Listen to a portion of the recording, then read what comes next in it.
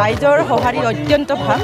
আপোনালোকে দেখিছে অকল এইখন মিটিঙে নহয়, ৰাতিপুৱাৰ পৰা আমি 11খন মিটিং আমাৰ গুৱাহাটী লোকসভা সমষ্টিৰ মিত্ৰজোঁটৰ প্ৰাৰ্থী মাননীয়া বিজলী কলিতা মেধি ডাঙৰীয়ানীৰ সৈতে ৰাইজৰ লগতে সমান্তৰালভাৱে আপোনালোকেও লগত আছিলে আৰু দেখিছে ৰাইজৰ উৎসাহ আনন্দ অত্যন্ত আগ্ৰহেৰে বাট চাইছে যে 7 তাৰিখ কেতিয়া আহিব, 7 তাৰিখত আকৌ যে পুদুম খুলিব, আকৌ এবাৰ যে মোদী চৰকাৰ বনিব, এইটো ৰাইজে খুব মনৰ পৰা অন্তৰৰ পৰা বান্ধি লৈছে আৰু 7 তাৰিখে বিজেপিৰ পক্ষত যে ভোট যাব এয়া নিশ্চিত।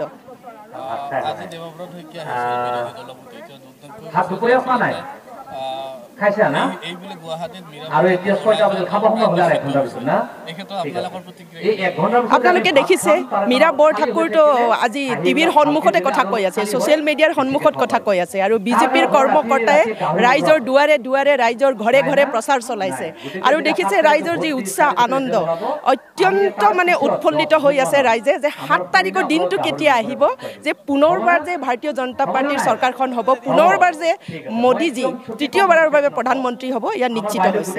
এইটো দেৱব্ৰত শইকীয়া বা কোনোবা মীৰা বৰঠাকুৰ ডাঙৰীয়া ক'লে এইটো নহ'ব। দুধনৈ বিধানসভা সমষ্টিৰ ৰাইজে মনত বান্ধি লৈছে যে এবাৰ পুনৰবাৰ মোদী চৰকাৰ হ'ব।